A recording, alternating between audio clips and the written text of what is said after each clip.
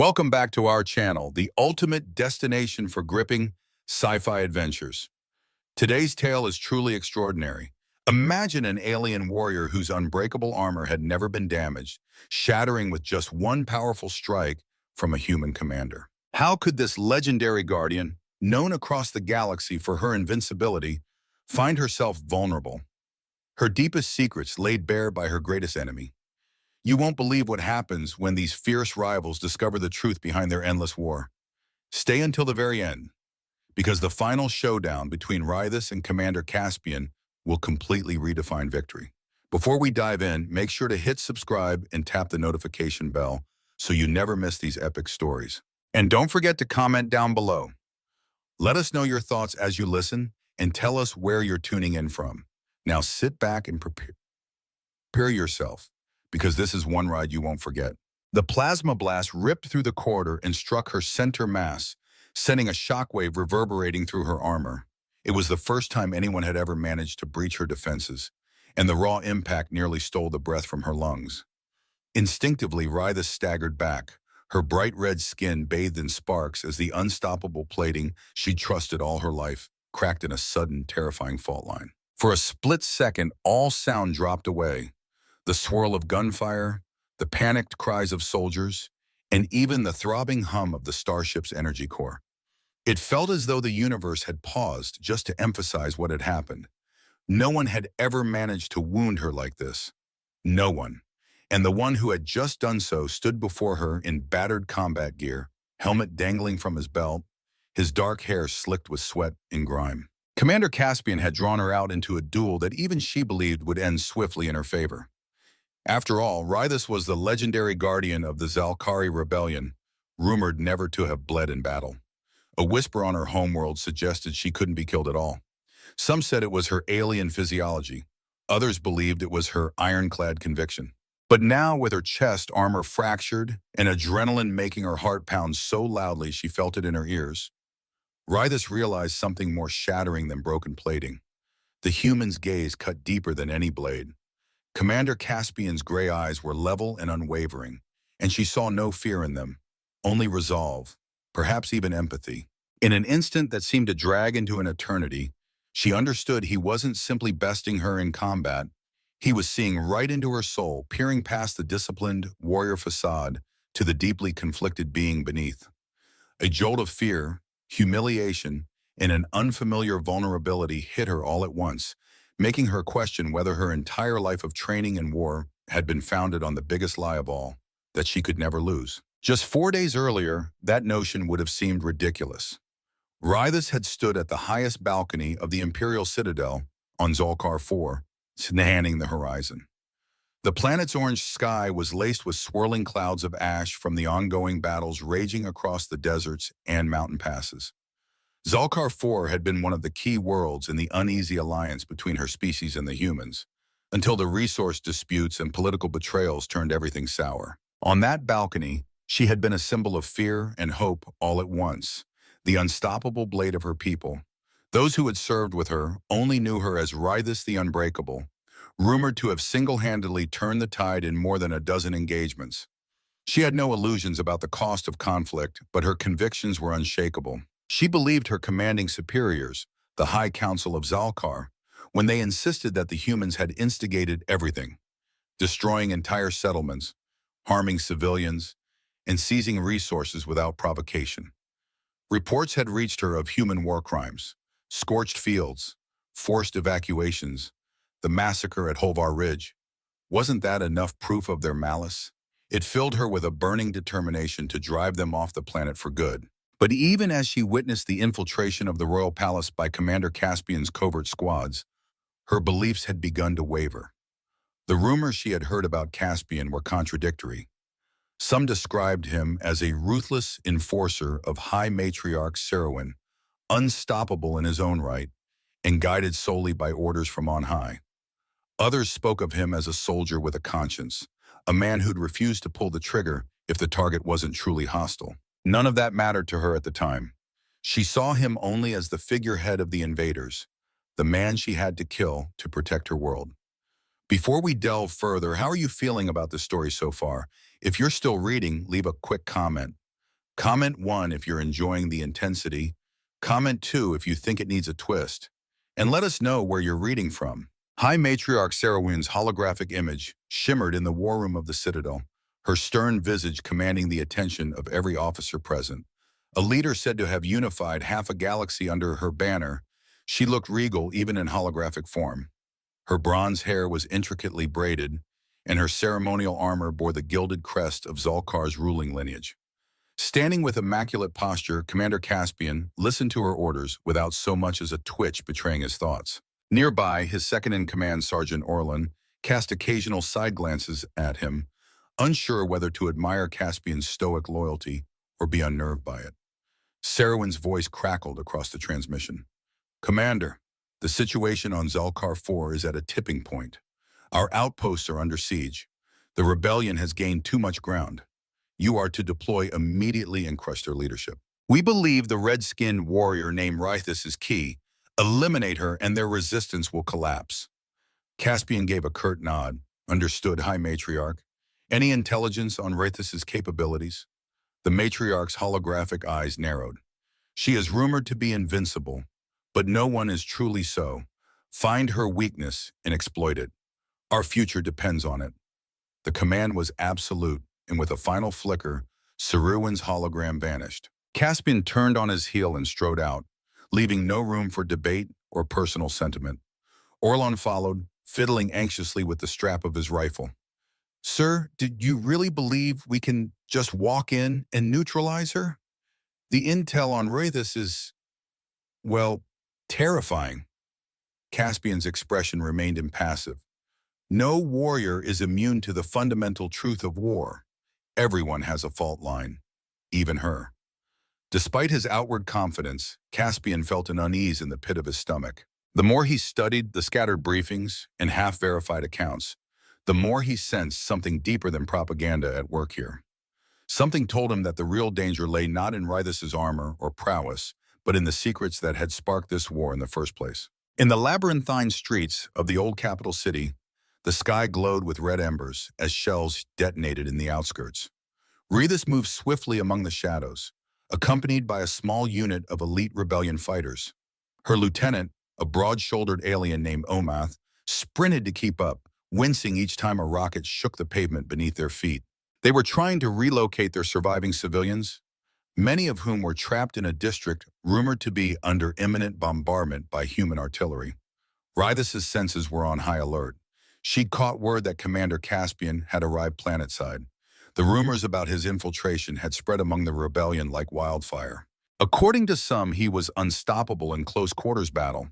According to others, he was a cunning strategist who preferred to talk his way out rather than fight head-on. The conflicting descriptions only fueled her curiosity and her suspicion. Amid the ruined skyscrapers, she led Omath and the others into a partially collapsed government building that used to oversee Zalkar's energy distribution. Now it was nothing but twisted steel beams and shattered glass corridors. Within the wreckage, dozens of terrified civilians, families, elders, and frightened children huddled behind scorched desks. Rhythis knelt beside an elderly woman, offering a canteen of water and a reassuring nod. The woman looked upon Rhythis with wide eyes and clasped her hand. "Bless you," she whispered. Her people needed hope.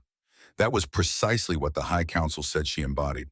But that same council that had begun issuing orders that made Rhythis uneasy, strikes against areas rumored to hold only minimal military presence, calls for no prisoner tactics that clashed with her personal code. Each time she questioned their strategies, they brushed her off, pointing to the bigger picture. She had always complied until now. Omath tapped her shoulder, nodding to a distant corridor. They guided the civilians through the building's underbelly, hoping to avoid detection. Yet the deeper they went, the more Rhythis sensed they were being herded. Something about the layout, about the positions of the structural collapses, felt too deliberate. Sure enough, the trap was sprung. Overhead lights flickered and hissed. Then a volley of pulse shots rattled across the narrow hallway. Rebellion fighters dove for cover, returning fire at an unseen adversary. Rhythis surveyed the corridor, a perfect kill zone flanked by collapsed sections and sealed emergency doors. From her vantage point, she saw black-armored troops methodically encircling them. "Human soldiers," Omath growled, gripping his rifle. We have to get the civilians out of here. She nodded, scanning for an exit route. Her eyes landed on a half-blocked stairwell leading to the subterranean levels. Take them downstairs. Try to find a clear path. What about you? Rhythis turned, red skin glinting under the flicker of overhead lamps. I'll buy you time. As Omath ushered the civilians away, Rhythis hoisted her spear-like energy staff, one of the last relics from Zalkar's ancient armory. She heard the commanding bark of a human voice echo in the corridor, followed by the staccato bursts of rifle fire. Then they arrived, an elite squad easily recognized by their advanced body armor and the insignia of Sarowin's private legion. Leading them was a woman whose helmet visor glowed with scanning sensors. Rhythis wasted no time. She lunged forward, covering the ground in seconds, her staff cutting through the first soldier's defenses like paper. Sparks erupted as energy fields clashed. The next soldier fired a point-blank shot at her chest, but her armor absorbed it in a haze of shimmering red. Her technology, fused with her own extraordinary physiology, had always protected her. The soldier's eyes widened in fear and confusion, right before her staff struck him down. In the swirling case, the helmeted woman barked an order, urging her troops to retreat a few steps. They might have braced for another frontal assault, but Rhythis was already spinning behind them with near supernatural speed. She disarmed one, kicked away another, until the entire squad lay incapacitated in a matter of heartbeats. Above it all, she heard the crackle of a comlink. "Commander Caspian, do you read? We've encountered the target." "Hold position," Caspian's voice replied, resonating through the battered corridor speakers. "I'm on my way." Rhythis froze at the sound, heart pounding. So he was here after all, the soldier who was rumored to be unstoppable, just like her. She braced herself, checking on her injured foes. Most were still alive, groaning in pain, their advanced armor half melted from her staff's resonant strikes. Her instincts told her to move, to keep the advantage. But something compelled her to stay. Perhaps it was pride, or maybe a need for clarity. She wanted to see this Commander Caspian for herself. Less than a minute passed before she caught his figure emerging from the gloom. He was taller than she expected, broad-shouldered, with a stance that spoke of extensive combat training. His face was unreadable, eyes cold, lips set in a determined line. Yet there was something unsettlingly calm about him, like a man who'd already calculated every possibility. His uniform bore minimal insignia, just enough to show rank but not flamboyance. The corridor quieted around them, as if war itself held its breath. Rhythis felt an odd knot in her stomach. Despite the looming violence, Caspian's eyes weren't filled with the typical rage she encountered in human soldiers. Instead, she glimpsed a flicker of regret, maybe sorrow, behind them. But it was fleeting. Rhythis pointed her staff, its tip glowing fiercely. "You lead them?" He nodded. "Commander Caspian, and you must be Rhythis," she grimaced. "That name means unyielding in my language. I hope you're prepared for that." He exhaled slowly, drawing a slender blade from his side.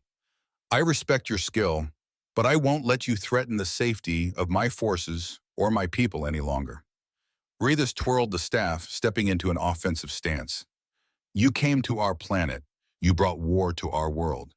If it's a fight you want, you'll get one." Before she could launch her strike, a flicker of doubt briefly crossed her mind. What if everything she'd been told about the humans was a lie? She shoved the thought aside. Now was not the time to hesitate. What followed was a clash that lit up the corridor with arcs of glowing energy. Rhythis lunged, staff blazing, and Caspian evaded her swings with practiced agility. He countered with a series of close-in strikes that forced her to block and pivot, her armor deflecting each blow. For any observer, it would have been a dance of lethal precision, each warrior testing the other's reflexes and limits. The difference was that Rhythis had never encountered an opponent who could parry so effortlessly. Somewhere in the back of her mind, she recalled the hushed whispers of her people, a prophecy about two champions, one from Zalkar, one from a foreign star, whose battle would determine the planet's fate.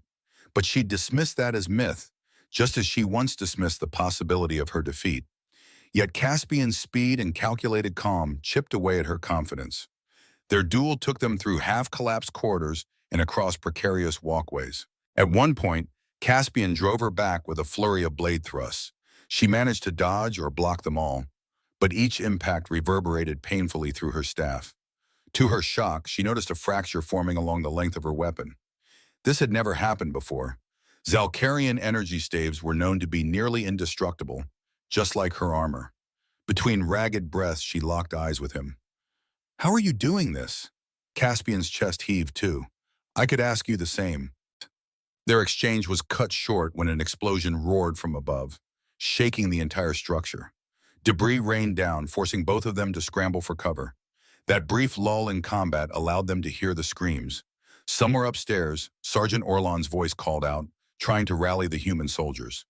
Rhythis recognized Omath's voice in the mix too. Her people were in danger.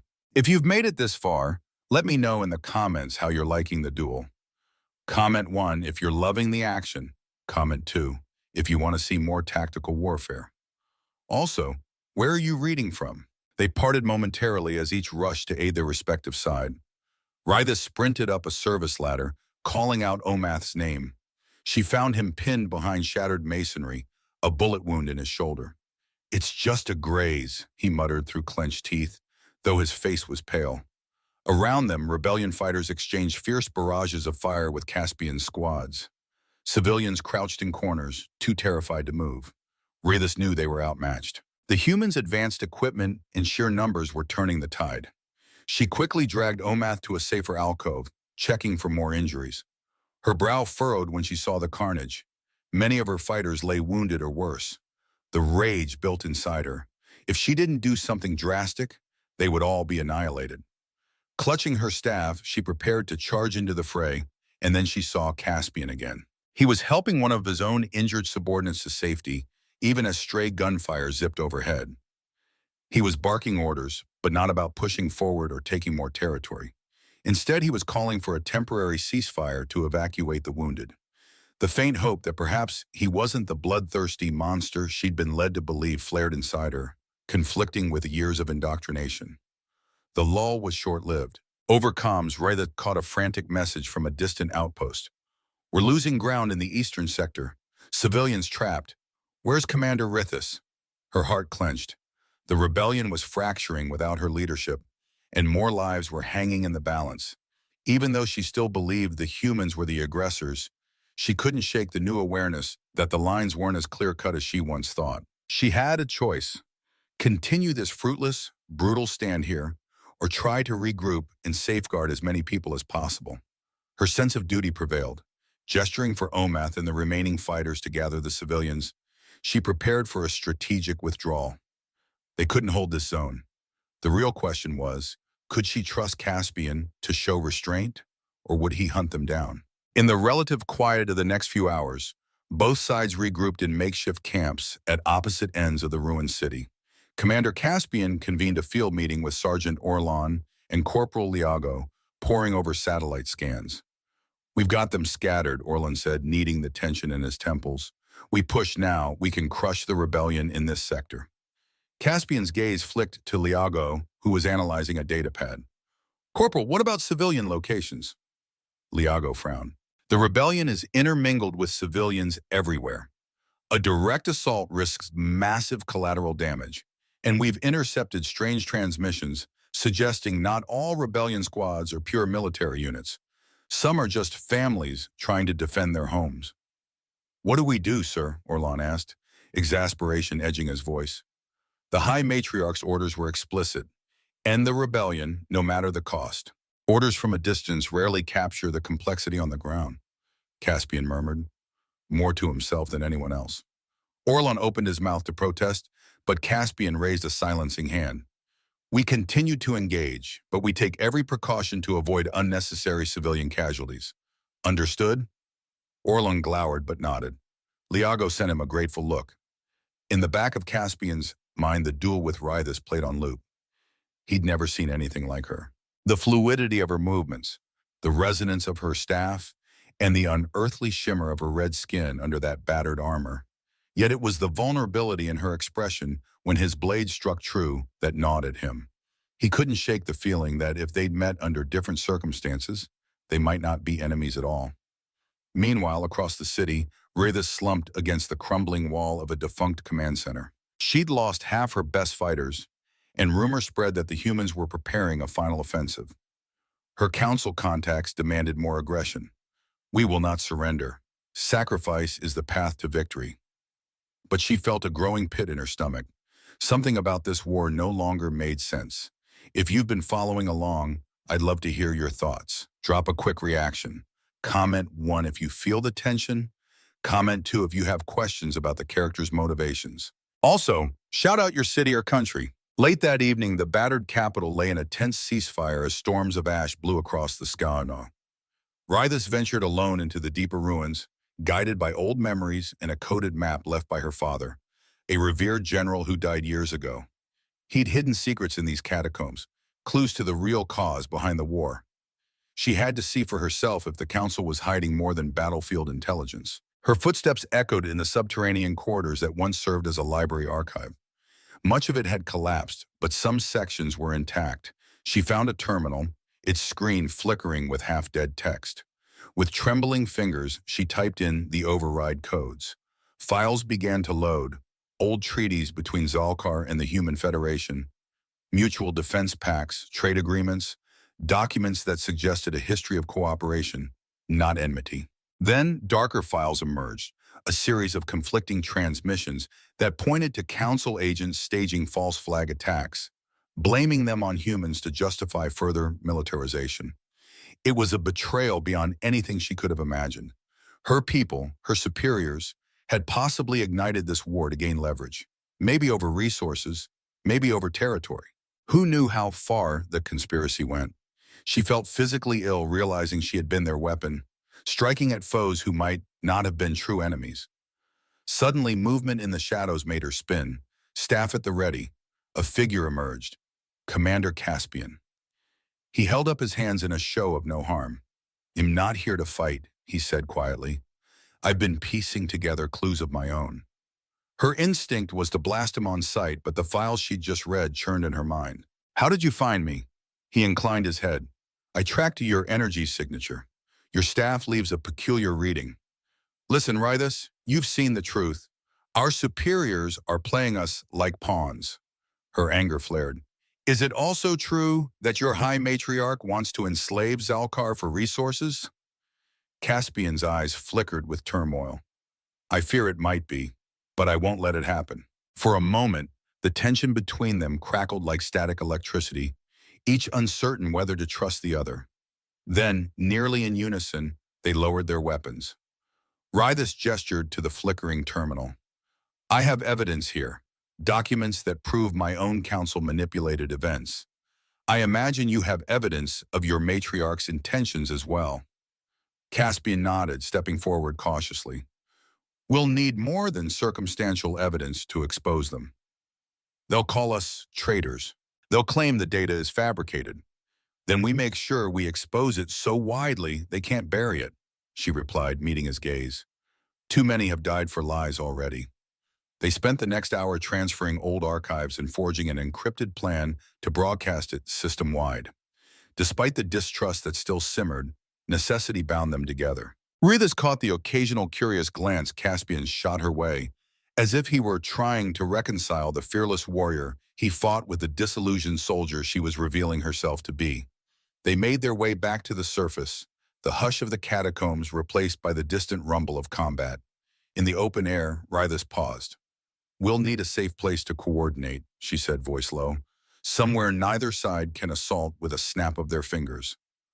"Agreed," Caspian said. "My squad is loyal to me, but we can't risk returning to the main encampment. I'm sure the Matriarch's watchers are there. We can try an abandoned clinic in the eastern quarter, near the old city walls. It's in neutral territory." She hesitated, a swirl of conflicting emotions flooding her.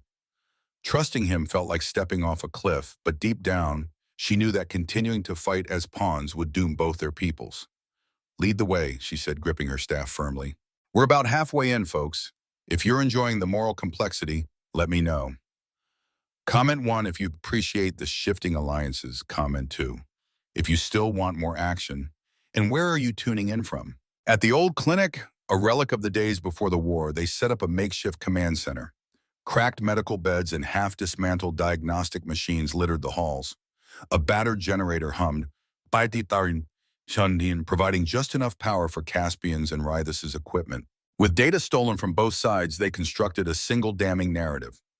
Zalkar's High Council had orchestrated the initial hostilities to galvanize their people against human oppression, while High Matriarch Sarowin had seized the excuse to expand her sphere of influence and gain access to the planet's quantum ore deposits. Despite the gravity of their mission, the tension between the alien warrior and the human commander was palpable in the cramped space. Rhythis could sense the distrust from Caspian's subordinates, particularly Orlan, who refused to even look her in the eye. On her end, Omath was equally wary of Caspian, convinced the human was merely stalling until reinforcements arrived to crush them. As they worked, arguments flared. At one point, Sergeant Orlan insisted they arrest Rhythis on the spot. "She's killed our men. We can't just sit here with her." Omath, muscles tensed, was ready to pounce in defense of his commander. Caspian stood between them with quiet authority. "She's killed our men, yes," he said in a level voice. "And we have killed hers. We can keep adding names to the list of casualties, or we can stop this madness right now." Rhythis offered no apology, aware that war had forced hard choices upon them all. But she did say, "You want to see the evidence? You want to know who truly ordered the raising of your forward base? The operation that cost hundreds of human lives? Because it wasn't me." She slammed a data cylinder onto the table. "It's all there." After that, Orlan fell silent, gloom etched on his face. Slowly, a semblance of cooperation took root among the group. Piece by piece, the puzzle of deception became clear, and it was more insidious than any single person could have imagined. Communication was the next major hurdle. Both the Council and the Matriarch had jammed the official channels. Anything that might leak would be dismissed as enemy propaganda if it came from standard frequencies. Rhythis and Caspian needed an alternative, a planet-wide broadcast that neither side could easily suppress. Corporal Liego, who had some background in electronic warfare, proposed a solution: an abandoned satellite array in the southern deserts, built generations ago by a neutral trade consortium. It operated on a separate network, using older but more robust technology. If they could get there and power it up, they might blanket the entire planet with their message. Better yet, the ancient frequencies might even reach off-world, summoning allies from beyond. Time was running short, though. Patrols from both armies were sweeping the city. Word had leaked that the traitor commander and rebellious alien champion were holed up somewhere. Each day, more squads closed in, armed to the teeth and ready to exterminate any threat. So they planned a perilous night journey. Splitting into two teams, they'd converge at the desert array by different routes. Less chance of detection. Team 1, led by Caspian, included Orlan and Liego. Team 2, under Rhythis, included Omath and a handful of her most loyal fighters. They set a rendezvous time, midnight, at the base of the old tower. The night they left, the clinic was nearly silent except for the faint beep of the improvised medical scanners. Rhythis led her people out first, slipping through rubble-strewn alleys. She paused at the exit, looking back at Caspian. For a second, their gazes met. No words were exchanged, but she found reassurance in that fleeting moment. It struck her as remarkable. How much had changed in such a short span? Not long ago, they were at each other's throats. Now they were trusting one another with their lives. "How's the plot unfolding for you?" Comment 1. If you're all in for the infiltration plan, comment 2 if you're curious about potential betrayal. Also, keep sharing where you're reading from. Team 2's journey was fraught from the outset. They navigated bombed-out highways under cover of darkness, avoiding searchlights from patrolling gunships overhead. At one point, they huddled against the remnants of a steel barrier as a convoy of Council enforcers rumbled by, their vehicles bristling with heavy cannons. Omath clutched his wounded shoulder, forcing his face into a mask of stoic resolve. "We should have ended them all when we had the chance," he whispered to Rhythis, but she shook her head. "Don't think that way," she said softly. "We need to end the real threat, not keep shedding blood of soldiers who are just following orders." Omath managed a grim smile, though it didn't reach his eyes. He'd lost too many friends to find solace in her words. But he deferred to her leadership. It was all he knew. As they neared the desert boundary, the environment shifted dramatically. The city wreckage gave way to endless dunes and swirling sandstorms. Vision was limited, and the howling wind drowned out most sounds. They pressed on with the help of handheld guidance beacons. By the time they spotted the ancient satellite array rising from the dunes, it looked like a ghostly monolith silhouetted against the night sky.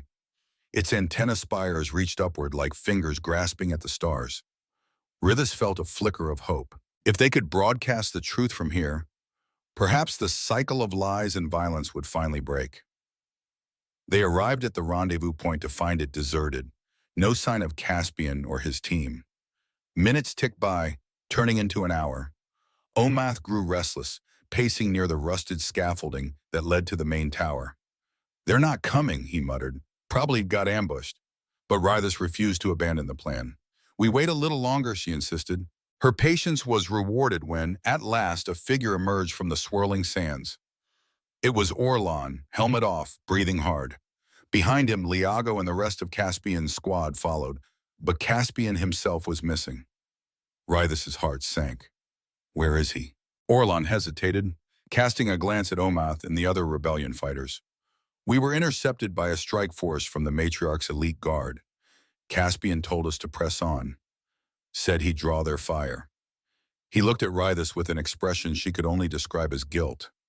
"He told me to apologize. He said you'd understand." For a moment, she couldn't speak. She swallowed hard, 1,000 questions boiling in her mind. Had Caspian been captured? Killed? Doubt gnawed at her. Why did it matter so much to her that he survive?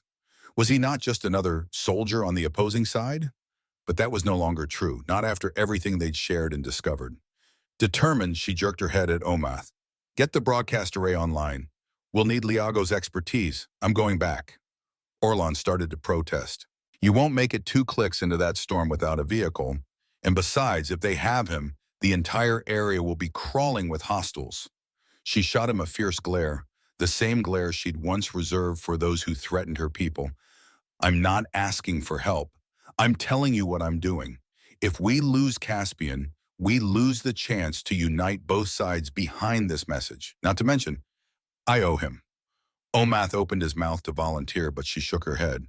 "Your place is here. You're still wounded, and you need to help coordinate the broadcast with Liago. If we fail in that, everything is lost anyway." Without waiting for further argument, Rhythis grabbed a hoverbike from the small stash of transport vehicles they'd liberated from an old garage near the tower. She disappeared into the sandstorm, her heart hammering in a blend of anxiety and determination. The storm buffeted her from all sides, visibility dropping to just a few meters. Through the swirling grit, she followed the faint signals from her staff's detection system, searching for signs of conflict. Friends, this is the moment where alliances are tested. Comment 1 if you think Rhythis will rescue Caspian. Comment 2 if you suspect betrayal is around the corner. Also, where are you reading from? The journey felt endless, each minute a battle against howling winds and stinging sand. Rhythis relied on the blinking coordinates and the unwavering drive in her gut to find Caspian. After nearly an hour of weaving through dunes, she spotted the flicker of muzzle flashes in the distance. Dismounting the hoverbike, she advanced on foot to stay stealthy. She crested a dune and peered down into a wind-carved basin where the firefight raged. Under the glare of sporadic flares, she saw him. Caspian crouched behind a half-buried wreck, exchanging shots with a squad of Matriarch's elite troops. His posture screamed exhaustion. His left arm hung limp at his side, possibly injured. One of his men lay motionless beside him. Another soldier was pinned under debris, yelling in pain. The attacking force was systematically closing in, each step bringing them closer to delivering the final blow. Rhythis inhaled sharply, no time to hesitate. She raced down the slope, raising her staff just as the nearest attacker stepped into view. The staff's resonant energy pulsed, catching the soldier off guard, flinging him onto his back. The others whirled at the sudden onslaught, returning fire. She zigzagged and dove for cover behind the same wreckage that shielded Caspian. He blinked in disbelief when he recognized her. "What? Why? Saving your life," she gasped, pressing her back to the metal hull. She braced herself, then unleashed another energy blast that rocked 2 more soldiers. Despite the storm's roar, they exchanged quick words. "I ordered my team to go on," Caspian managed, grimacing in pain. "Didn't think you'd come." Rhythis grit her teeth, focusing a burst of her staff's power at an advancing trooper. You'd do the same for me. He glanced at the staff's brilliance illuminating her red skin. A week ago, I might have said no. But now, yes, I would. They fought side by side, forging a lethal combination of precision shooting and electrifying close combat. Within minutes, the elite troopers lay incapacitated. The desert fell silent except for the moaning wind, shifting sand, and the ragged breathing of survivors. Blood seeped from Caspian's shoulder wound, and he staggered when he tried to stand. Rhythis ducked under his good arm, supporting him. "Your men?" she asked, concern lacing her tone. He shook his head. "Gone or wounded too badly to move. We need to get out of here. The next patrol won't be far behind." They limped to the hoverbike, but it could only carry one person comfortably. With Caspian in rough shape, Rhythis decided to drive while he clung on behind her. She cranked the throttle, and they sped back into the swirling night. The storm worsened as they navigated by flickering instruments. It felt surreal. Two mortal enemies fleeing together under starless skies, forging trust in the crucible of war. By the time they returned to the satellite array, dawn's first glimmer was edging over the horizon, painting the dunes in pale gold. Orlan, Omath, and the others rushed out, half in disbelief that she'd succeeded. A medic quickly led Caspian inside to treat his wounds. The man looked back at Rhythis, face etched with gratitude. "Thank you," he said, voice hoarse. Rhythis nodded, a swirl of conflicting feelings in her chest. Relief, respect, guilt. They were an unlikely alliance, but an alliance nonetheless. Now the real work began. Inside the tower's control room, Corporal Liago and Omath were feverishly typing at the archaic console. "We're close," Liago murmured, wiping sweat from his brow. "We just need one final data link. But the generator here is too weak to power a full planet broadcast for more than a few minutes." "That's all we'll need," Rhythis replied, producing the drive that held the damning evidence of the Council's and Matriarch's lies. "We go live. We share everything. Every false flag, every hidden alliance." A tense hush fell over the chamber. Even Orlan seemed unable to argue. Everyone knew this wasn't just a matter of winning a war. It was about exposing the twisted foundations that had caused so many deaths. "Let's do it," Caspian's voice came from the corner, where he stood heavily bandaged, leaning against the wall. They initiated the broadcast just as the sun fully crested the horizon. Static crackled through old speakers as Liago tuned the frequencies. Then with a jolt, the array came alive. One by one, the monitors displayed the infiltration feed. Rhythis's voice resonated through the system, reciting evidence in a tone that carried equal parts anger and sadness. She spoke of the initial sabotage orchestrated by the High Council, the way they'd pinned false atrocities on the humans to rally Zalkar's populace. Caspian then stepped up to confirm how High Matriarch Sarowin had sought to exploit the conflict, turning it into a resource grab. In the midst of the broadcast, images flashed on secondary screens, official documents, transmissions between the Council and the Matriarch, and even personal logs from unsuspecting commanders. It was devastatingly comprehensive. Across Zalkar 4, from the battered capital to the remote outposts, anyone with a receiver witnessed the unveiling of a conspiracy so grand it threatened to shatter all loyalties. The broadcast beam also surged upward, slicing through orbit. Any starship or deep space relay within range would pick up the signal. Across the galaxy, watchers would see the truth. Inside the tower, a hush settled as the final segments of the data played. Then Liago cut the feed and the generator sputtered its last spark. They'd done it. The question was, what now? Caspian's face was grim. "We've turned the entire war on its head. Our own superiors will brand us traitors, but with the public now informed, they can't hide behind secrecy or propaganda." Omath looked at Rhythis. "We'll have to be ready for retaliation. The Council won't go down quietly." Rhythis nodded, gripping her staff. For a moment, she and Caspian exchanged a glance. Neither spoke, but both understood the magnitude of what they'd set in motion. They had a new war to fight. A war not against each other, but against the powers that had orchestrated this tragedy. If you've stuck around, tell me. Comment 1 if you believe in their new alliance. Comment 2 if you're waiting for one final battle. Also, still curious, where are you watching from? Retaliation came swifter than expected. Within hours, incoming transmissions confirmed that the High Council was labeling Rhythis a traitor, accusing her of being compromised by human deceit.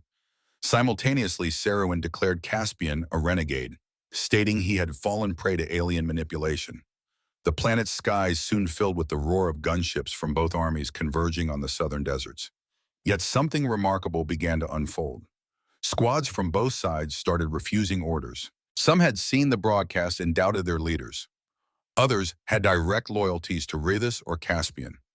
Soon, pockets of the planet fell into a standoff, confused soldiers opting not to fire until they knew who was telling the truth.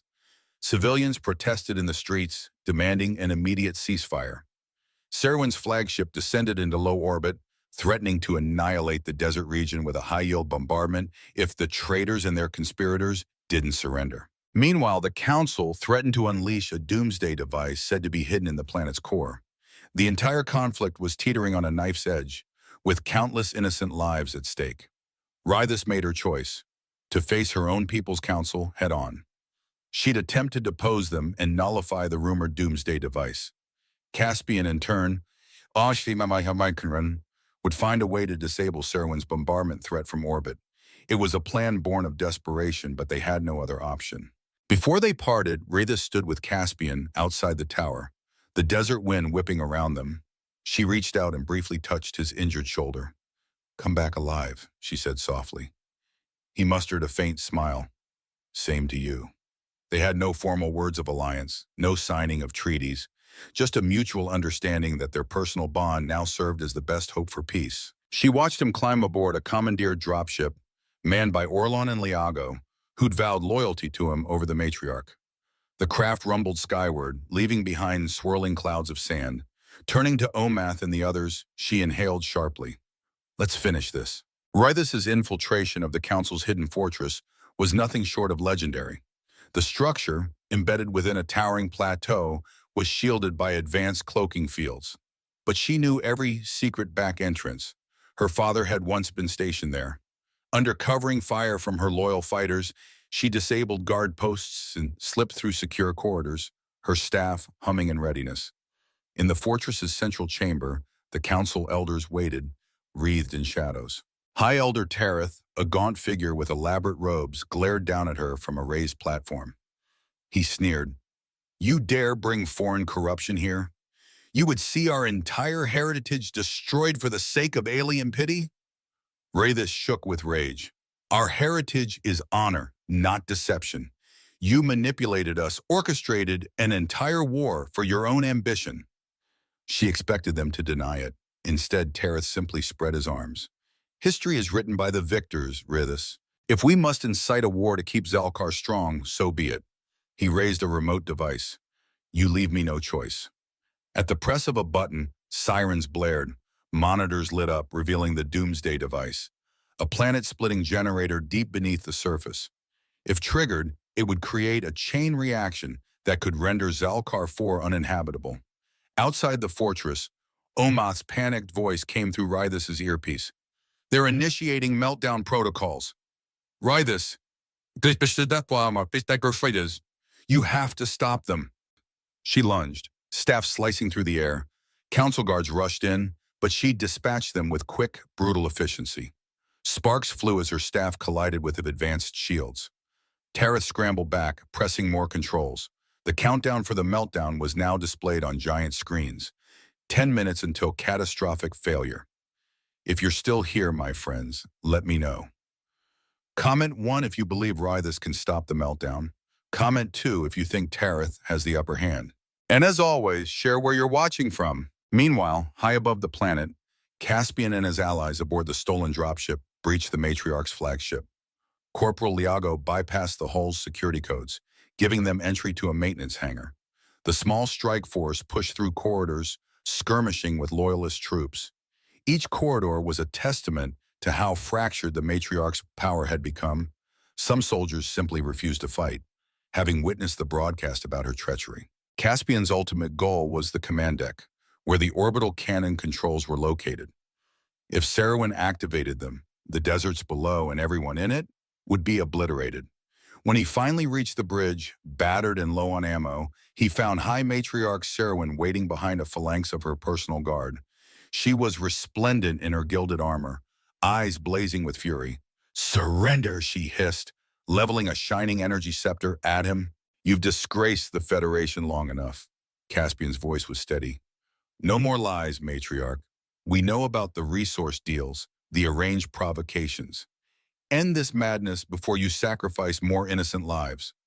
She scoffed. You think you can force me to relent with mere moral outrage? I hold the might of the Federation in my hands. She pressed a console, and the overhead screen displayed targeting reticles honing in on the planet below. Outside the starship's windows, Zalkar 4 glowed softly, an orb of gold and red. Caspian thought of Rhythis, of her unwavering resolve, her unlikely compassion.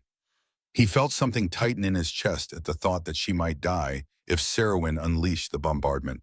He raised his rifle, face grim. I won't let you destroy that planet. A final battle erupted on the bridge. Orlon fought valiantly, exchanging blasts with the matriarch's guard. Liago ducked behind a console, frantically working to disable the weapons array. Shots ricocheted off the reinforced walls. The bridge lights flickered, sparks arcing from severed cables. Caspian pressed forward, ignoring the pain of his still-healing injuries. He and Sarowyn locked eyes in a moment of pure enmity as they each prepared to strike. Back in the Council's fortress, the meltdown timer ticked ominously. 0045, 0044, 0043. Rhythis hovered over a terminal, hands flying across outdated code. She was no tech expert, but she'd picked up enough from years of field modding to attempt a last-ditch override. Omath's voice came over the comm. We can't evacuate everyone in time. Please tell me you've got this. Tareth lay unconscious nearby, felled by Rhythis's staff. Council guards who weren't outright loyal to Tareth had simply fled, leaving the meltdown device dangerously close to detonation. She typed command after command, bypassing layer upon layer of archaic security, sweat dripping down her temples. At 0012, she found the final firewall, locked behind a passcode, the Council's unique biometric system. With no time to spare, she turned to the unconscious Tareth, fumbling for a small scanning device on his wrist. She pressed it to his hand, and the terminal beeped. 0007, 0006. She typed in the override. For an agonizing heartbeat, nothing happened. Then the meltdown countdown froze at 0003, and the screens flashed sequence aborted. Her knees nearly buckled in relief. She looked up at the fortress ceiling, exhaling shakily. Zalkar 4 was safe. For now. Simultaneously in the flagship's bridge, Caspian managed to disarm Sarowyn's scepter with a precise shot. The matriarch lunged, brandishing a hidden dagger. He caught her wrist, the blade inches from his neck, each straining for advantage. Orlon tackled the last guard, while Liago frantically shut down the orbital cannon's targeting. The entire chamber shook from internal power surges. With one final push, Caspian wrestled the dagger from Sarowyn's grasp, pinning her to the deck. It's over, he said, breathing hard. Your soldiers won't obey you now that they know the truth. Stand down. She glared venomously but stopped resisting. Liago confirmed the cannon was offline, and Orlon signaled allied ships to stand by for further instructions. The war, at least in its old form, was over. In the days that followed, both the Council and Sarowyn were taken into custody by their own disillusioned generals and citizens, faced with overwhelming public outcry. Trials would be long and complicated, but a fragile peace settled over Zalkar 4. We've reached the climax, and it's absolutely breathtaking. Rhythis and Caspian, former mortal enemies, now find themselves allied against powerful conspirators who deceive both sides into war. As they prepare to broadcast explosive revelations across the galaxy, the stakes have never been higher. What did you think of their shocking alliance? Did you see it coming? Comment 1 if you're thrilled by this unexpected partnership, or comment 2 if you're waiting anxiously for betrayal. Don't hold back. We love hearing your theories and thoughts. Also, let us know where you're listening from. It's always exciting to see how far our community spans. Remember, if you're enjoying this story, please smash that like button and subscribe. It helps us immensely and motivates us to keep bringing you more thrilling sci-fi dramas. But the biggest twists are still ahead, so buckle up, because the fate of an entire world rests on what happens next. Ready? Let's jump back into the story.